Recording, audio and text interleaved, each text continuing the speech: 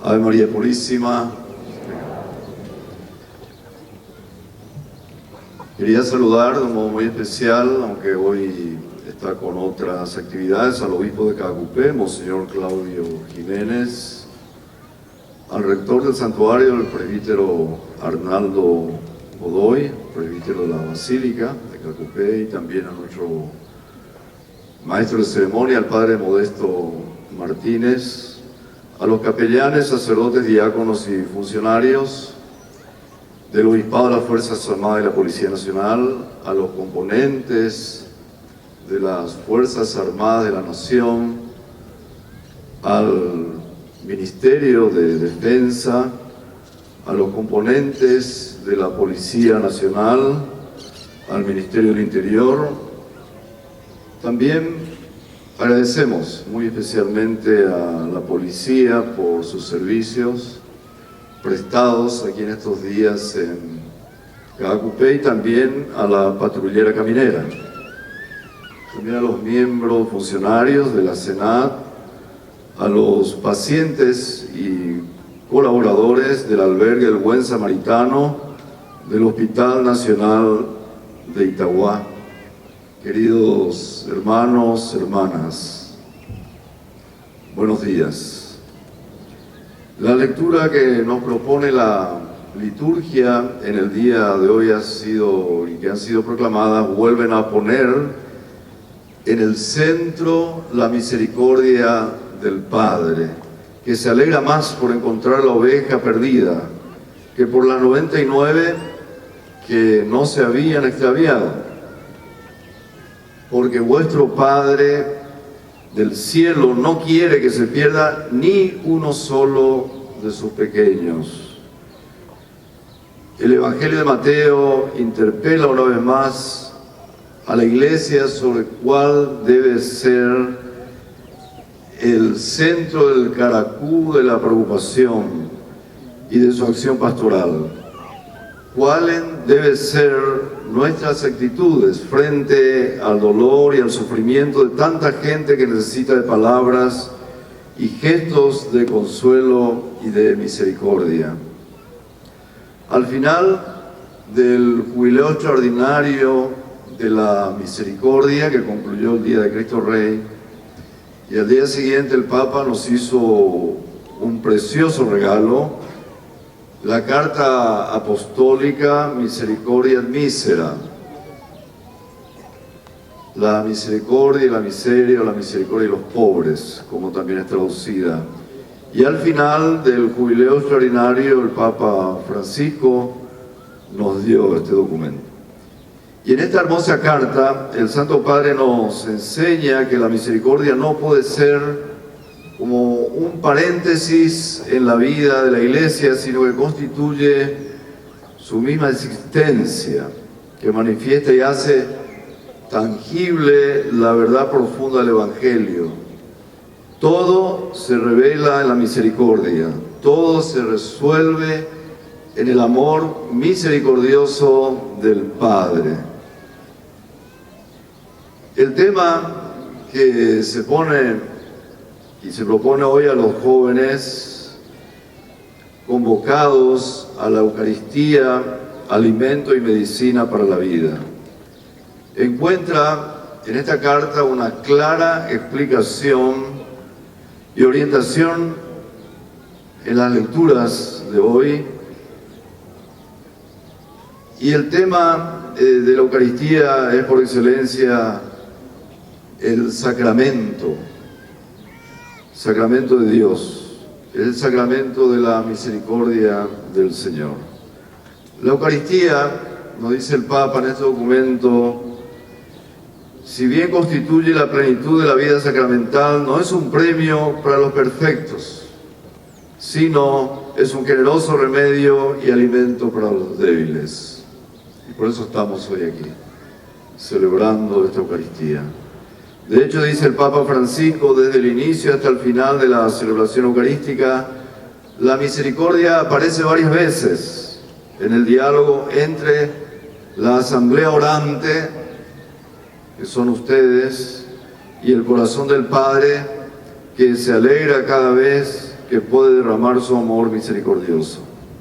Celebrando la Eucaristía, celebramos el gran amor que Dios en su gran misericordia nos regala.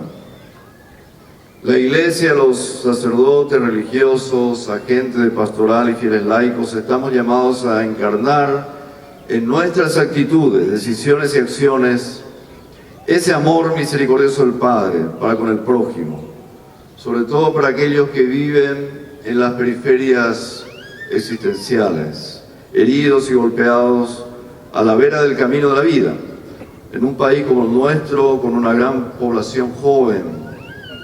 La mayoría de esos golpeados y marginados son jóvenes, desempleados, sin estudios, desorientados, sin contención afectiva, sin acompañamiento espiritual.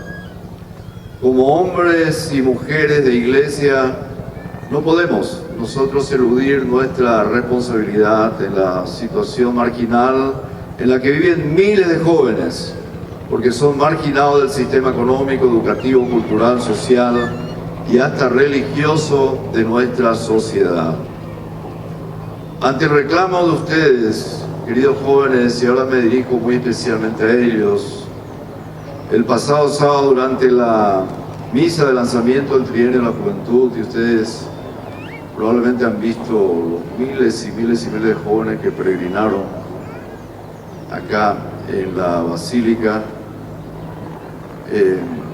también nos decían a nosotros los pastores que necesitan un mayor acompañamiento, aunque también reconocían la dedicación de muchos buenos pastores que caminan con ellos, con ustedes, queridos jóvenes. Consideramos este un genuino reclamo que debe despertar de parte nuestra un serio compromiso para revisar nuestras actitudes personales, pastorales, nuestros aciertos y desaciertos, nosotros como pastores, para con ustedes, queridos jóvenes, para con sus ideales y aspiraciones de seguimiento a Cristo.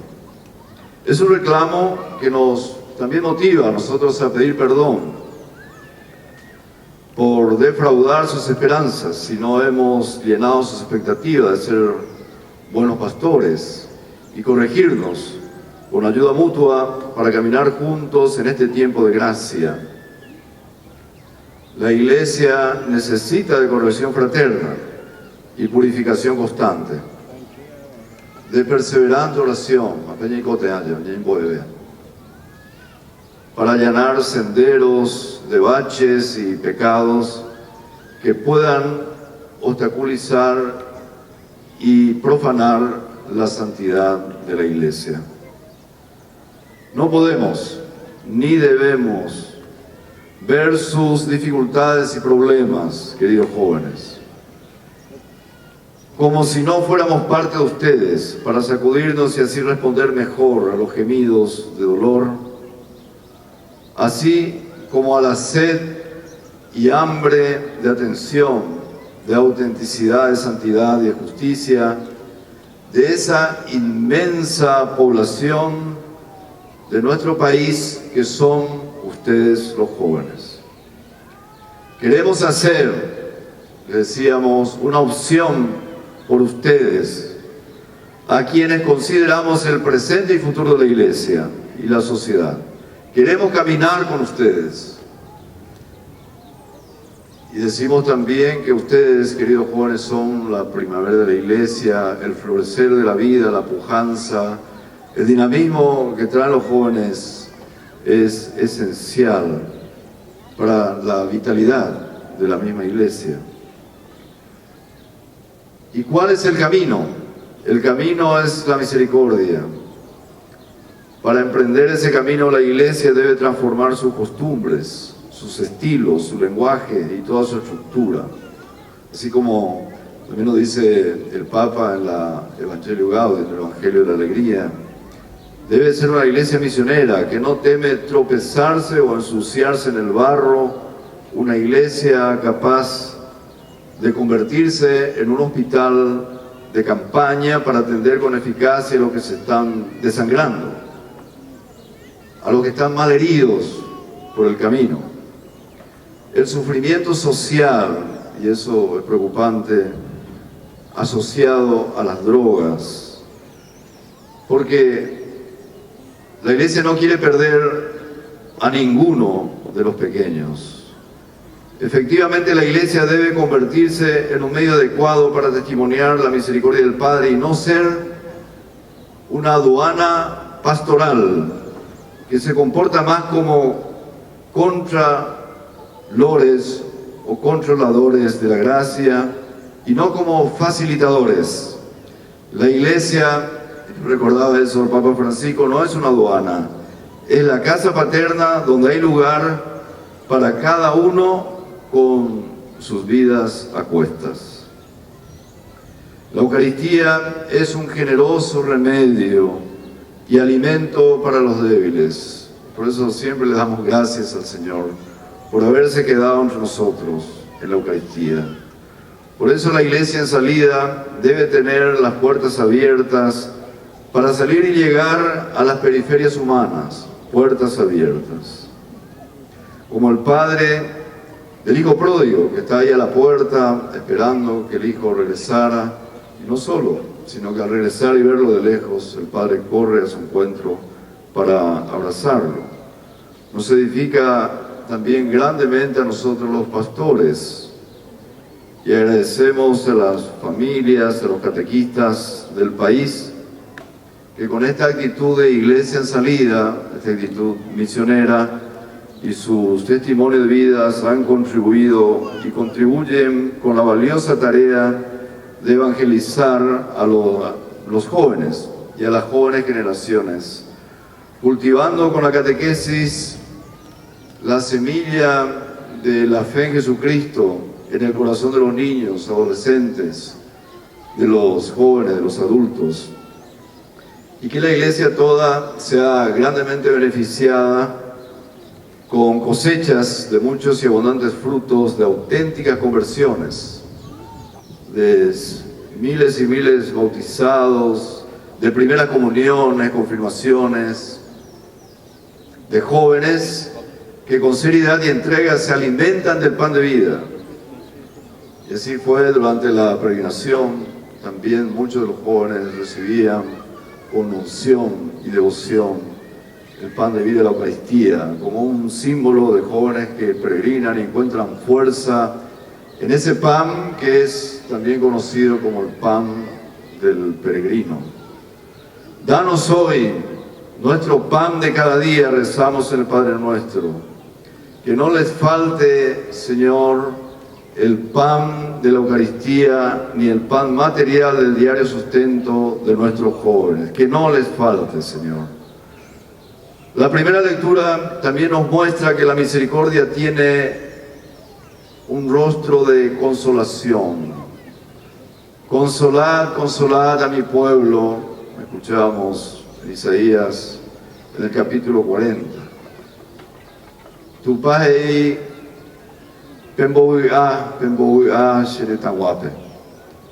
Son las sentidas palabras que el profeta pronuncia también hoy para que llegue una palabra de esperanza a cuantos sufren y padecen. No nos dejemos robar la esperanza que proviene de la fe en Cristo resucitado. Todos tenemos necesidad del consuelo de Dios, porque ninguno es inmune al sufrimiento, al dolor y a la incomprensión. Nadie está libre de las penas. ¿Y cuánto dolor puede causar una palabra rencorosa, fruto de la envidia, de los celos, de la rabia? ¿Cuánta destrucción puede traer en el corazón de otros? ¿Cuánto sufrimiento provoca la experiencia de la traición, de la violencia, del abandono? ¿Cuánta amargura ante la muerte de los seres queridos? Consuelen, consuelen a mi pueblo, dice el profeta. Y estamos llamados a consolarnos mutuamente, darnos un abrazo, sobre todo momentos difíciles. Y cuánto dolor social también causan la inseguridad en las calles, la delincuencia, los secuestros y crímenes alevosos, a veces disfrazados de ideologías que involucran a jóvenes, son síntomas elocuentes de un proceso de implosión social debido a insuficientes esfuerzos de políticas públicas que velen por la seguridad ciudadana, que favorezcan oportunidades también equitativas, educativas, laborales y recreativas, como una responsabilidad del Estado, así como evidencian las fallas y debilidades también en la acción evangelizadora de la Iglesia para fortalecer el tejido social y moral de la nación. Y también nosotros reconocemos que debemos hacer mucho más para fortalecer la espiritualidad y este tejido moral de la nación. La hora de la patria existe aunar esfuerzos de todos los sectores sociales y consensos sin ambiciones y mezquindades para trabajar por el bien común y especialmente por los excluidos, por los jóvenes y sus familias, que a veces son los más vulnerables de la exclusión. Desde nuestra fe en Jesucristo que celebramos en la Eucaristía, escuchemos el llamado del Santo Padre que nos invita a trabajar por una cultura de misericordia. Y eso es lo que Él nos dice en este documento, y que se haga realidad en la vida cotidiana, en todos los ámbitos y niveles de la vida pública. El carácter social de la misericordia obliga a no quedarse inmóviles y a desterrar la indiferencia y la hipocresía, de modo que los planes y proyectos no queden solo en letra muerta, que el Espíritu Santo nos ayude a estar siempre dispuestos a contribuir de manera concreta y desinteresada para que la justicia y una vida digna no sean solamente lindas palabras, sino que constituyan el compromiso concreto de todo el que quiere testimoniar la presencia del reino de Dios. Esperamos que podamos todos seguir entrando en el corazón misericordioso del Padre. El jubileo de la misericordia ha terminado como tiempo extraordinario, pero la misericordia sigue siempre siendo el corazón de la Iglesia, y ese corazón debe estar en el nuestro.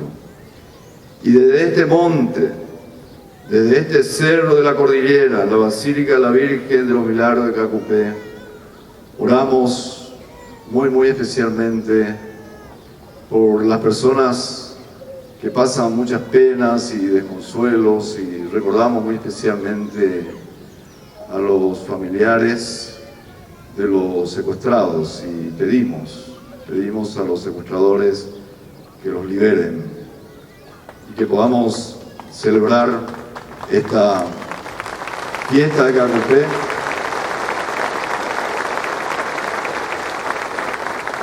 con estos hermanos secuestrados, para que puedan abrazarse con sus familias. Es un gesto de voluntad que pedimos para ellos.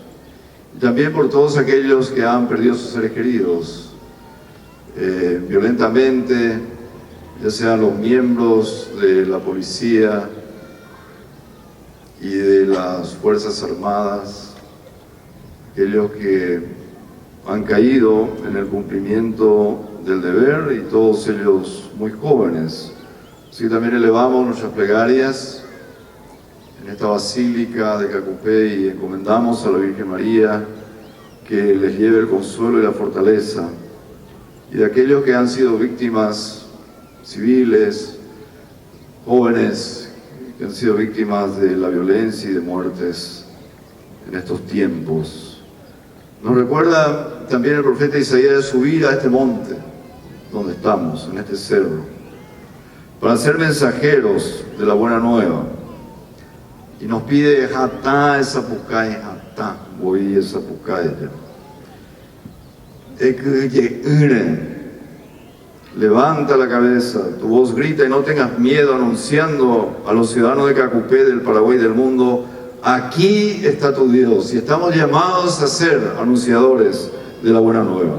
Nos anima el Señor a ser testimonios y servidores de la esperanza de la vida, no servidores del mal, de la desesperanza y de la muerte. Servidores del Dios que es nuestro único bien, y su palabra es eterna. Así sea.